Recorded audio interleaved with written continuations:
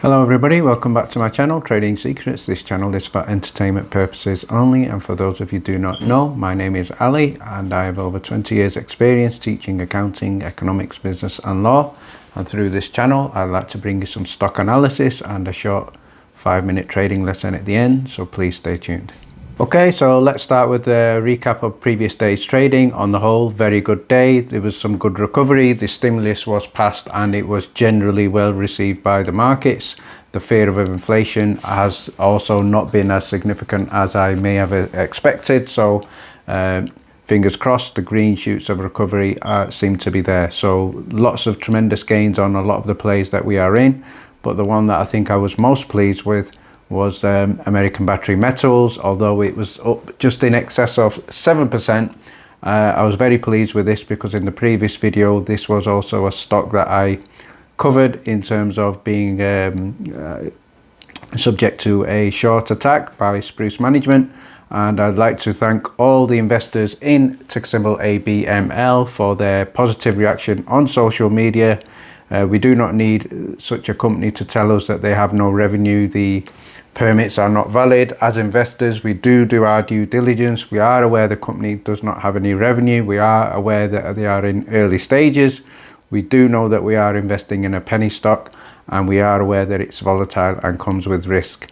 So in terms of discrediting a company in order to gain financially through short selling, it seems to be very unethical. So thank you very much for all ABML investors, and also thanks very much also to Alpine investors. So there was a similar situation with Alpine, which was also an alleged victim of a short attack, and thank you very much for Alpine for coming out with a positive reaction on that as well. So we do need to protect shareholder value. We do need to protect shareholder investment. It's not healthy, it's not ethical to attack the integrity and the status and the well-being of companies that are trying to be successful, create jobs, create wealth, build the economy, and also give us as investors positive returns. Okay, so before today's stock analysis, I'd like to also share a few quick updates on some of the stocks that we have looked at. First one is ticker symbol ATOS. There was a positive update on that, so if anybody has invested in ATOS, congratulations, it was up in excess of 10%. So I'm just going to share you a good breaking story that we had positive for ATOS yesterday. So the headline here from Seeking Alpha, dated March the 11th, is ATOS gets FDA safe to proceed letters for endoxifen in an ovarian cancer patient. So this is tremendous news for the business, tremendous news for investors, and also going forward it's a positive sign in terms of the other angle that this business has. So the good thing about ATOS, it has multiple catalysts for investors. So this is the one that is a little bit more under the radar, but it's also giving a good positive results. So remember, ATOS are also currently in development stages of the vaccine for COVID-19, which is going to be a nasal spray. So I am expecting positive news for that fairly shortly as well. So good news for ATOS. It closed up just in excess of 10% at $3.22. Okay, so another stock that I brought to you, ticker symbol OCGN. Tremendous news for this stock as well. So congratulations to everybody who managed to get in on this one. It did close up in excess of 18% at just over $9, closing at $9.60. So what was the reason for this forward momentum in ticker symbol OCGN? So I'd like to again share a quick news story on this and why this stock spiked up yesterday. So the headline here is from Investor Place, dated 11th of March, and the key headline is OCGN stock, 3 reasons why it is rocketing higher today. So the key factor that is the catalyst for this spike, I'll just share that with you at the bottom there. It's the vaccine was granted emergency use authorization. So this is tremendous news. We are still awaiting approval and use in the USA. So that's another potential catalyst on the way. So certainly this is another good stock with a positive future in terms of the vaccine. Remember, this also has other angles to it as well, so possible multiple catalysts for this stock going forward. Another stock that I did analysis for you previously was ticker symbol TRCH. So again, congratulations to everybody who got into this one. Torchlight Energy Resources, a fantastic day of trading yesterday, closing well in excess of 20% at $2.72. So there is positive merger news on this stock that is fairly imminent now. So please refer back to my previous video for detailed analysis of the catalyst for ticker symbol TRCH. Torchlight Energy Resources. Okay, so I'd like to now share with you a stock that I reinvested in yesterday. This is ticker symbol IQSTEL. This is a company that I invested in previously on the 18th of February, and at that time the buy price was $1.34. And what I did, I sold my investment in this on the 25th of February as the market correction was going on. Luckily, it was still in profit, and sell price was $1.47. So this business has also been a victim of the market correction. At one time it was up on a high at $1.92. So yesterday my buy price for this stock was $1.18. So I think this is good value. This business has got projected earnings this year of $60 million, which is tremendous news because this is an increase up from $1.85 million. So they're going through tremendous growth. They have very, very low minimal debt, and basically they're a telecommunications service provider looking at cloud-based enhanced services. So I'd also like to share with you a news article yesterday from PRN Newswire dated March the 11th, and the headline here is IQSTL is speaking to an investment banking partner in preparation for NASDAQ listing. So this is very positive news. It did break yesterday. However, it was not a green day for IQSTL. So from my point of view, this is also a good opportunity to buy in because the price was good. So it was closed up 4.9% down yesterday at $1.18, but I think it can certainly, going forward, this will definitely hit in excess of $2 within the medium term. So ticker symbol IQST. So if you can put that on your watch list as well, and I may follow this up with a detailed stock analysis of this later on.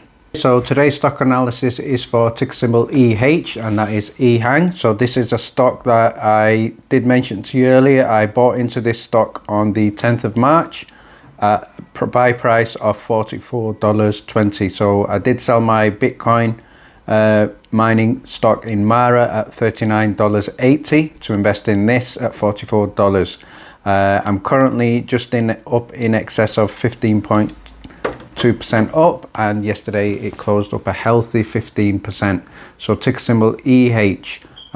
So let's start by having a look at the website for this business. So I'm going to start by looking at the investor relations page, and this will give me details about their corporate profile and how it's relevant to me as an investor. So what we can see here is Ehang is an autonomous aerial vehicle technology platform company. Their mission is to make safe, autonomous and eco-friendly air mobility accessible to everyone. So obviously that's their focus, that's their target aim in terms of what they're doing, and one of the reasons why they're doing it, that is what they have said further below, is obviously they've looked at the world. The world is a lot more congested, there's a lot more pollution, and obviously, but it is also a lot more connected. So they're going to look at pioneering form of future transportation through autonomous aerial vehicles. So it seems to be very, very ambitious. Okay, so in terms of momentum for the share price, if we go back and look at the history, we can see at one time on a high, it was up well in excess of $124. So what that indicates is there was probably a perception that that was certainly an overvaluation, and it did come down, has come down quite significantly now. At one point, it was down to $35, and right now we are seeing a bit of positive momentum going up to $51. So let's now have a look at the latest news headlines for this company. Okay, so what I would like to look at is the financial statements of this company, looking at the earnings. So the headline here is from Motley Fool, Ehang Holdings Limited Quarterly 2 2020 earnings call transcript. So let's have a look at this and see what we can pick up. So if we delve into this a little bit deeper. Okay, so the key catalysts here are that the revenue has increased by 62.7% year on year. Gross profit has also increased by 60% year on year. So that's very positive. In terms of translating that into dollars, so we can see the latest income statement on Trading 212. In terms of revenue, we can see right now it's been recorded at $121.8 million for 2019. And that is showing quite a significant year-on-year increase. So certainly seems to be a significant amount of demand. In terms of the balance sheet, the assets in the last 2019 report recorded as $449 million, and liabilities just under $138 million. So a healthy balance sheet, a growing set of revenue. So let's see what else we can see in here. So we can see in the third paragraph there, I'll just summarize that for you.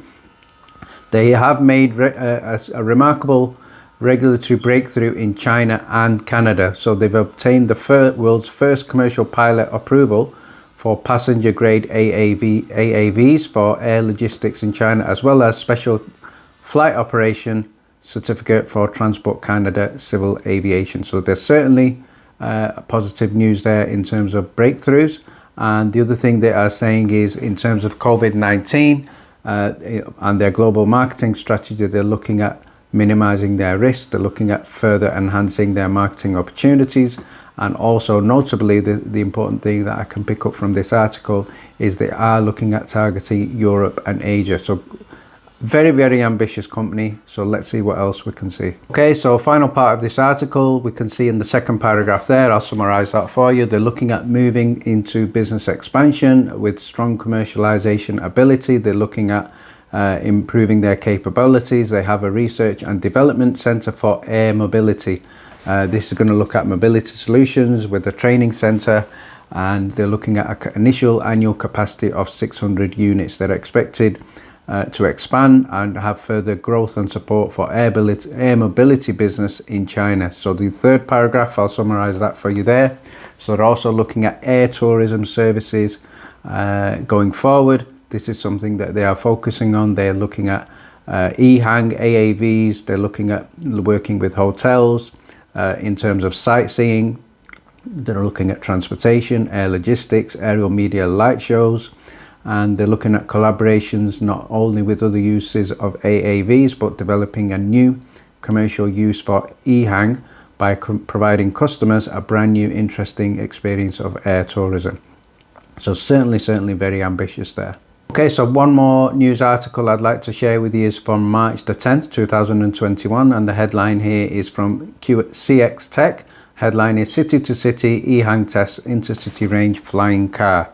So we have a picture of the specimen there, and moving on into the second part of the article, we can see here that it's working on a long range electric vehicle vertical takeoff and landing, looking at the possibility that people could one day travel between cities by intelligent aerial vehicles.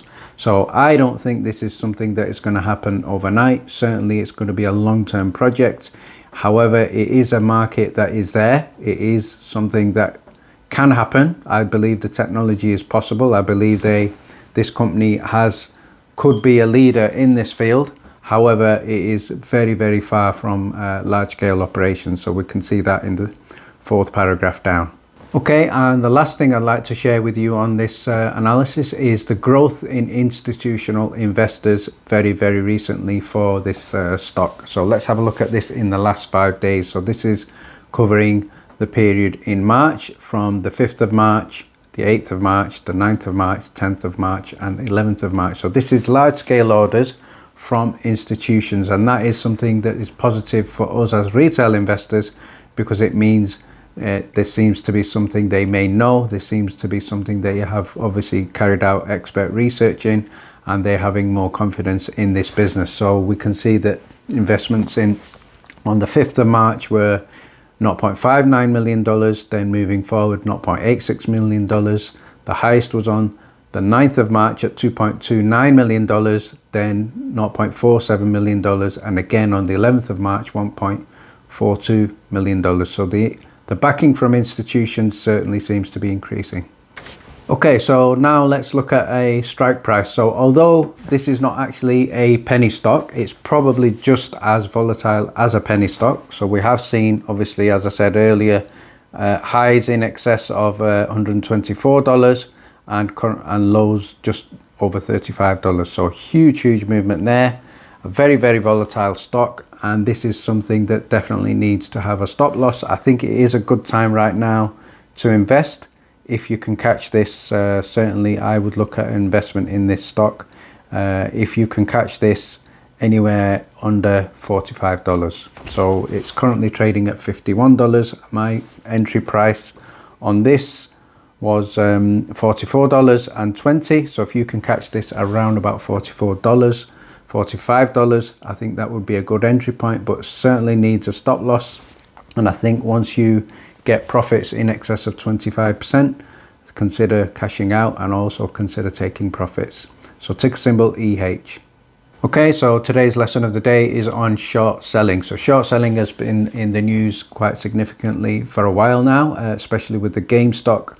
And what we can see here is, first of all, what is short selling? So let me summarize the first bullet point for you there. Short selling occurs when an investor borrows a security, sells it on the open market, planning to buy it back later for less money. So what that basically means is companies such as hedge funds that we've seen, they will borrow the stock. So what borrowing the stock basically means is they're not even buying it, they're just kind of using it and without investing, selling it on the open market for a high price and then buying it back for a lower price. That gives them profit. So the original owner ends up with the loss. So certainly in my eyes, this is a little bit unethical because it's looking at profiting from the failure of a business, profiting from a business going down. So not good, and good for the hedge funds, good for the finance companies, but not good for the businesses that are trying to develop, trying to grow, trying to create wealth, trying to create jobs and trying to bring economic growth for the economy. So not good for those businesses.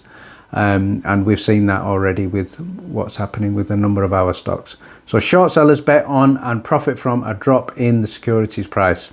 This can be contrasted with long investors who want the price to go up. So certainly we as retail investors, I'm sure you all agree, we're all interested in the share price going up. However, we do take advantage of dips. So that is part and parcel of trading. And then finally at the bottom there, short selling is seen as a high risk to reward ratio. It can offer big profits, but your losses can mount up quickly and infinitely due to margin calls. So we have seen that the Reddit users have been very successful with GME. The hedge fund there did lose millions and millions of dollars. So it can happen in terms of taking them on. However, I think maybe more on a government level, we could probably do with some legislation to monitor this, to check this, because it's not good for retail investors and I don't think it's good for businesses that are trying to develop. Okay, thank you very much for joining me and stay tuned.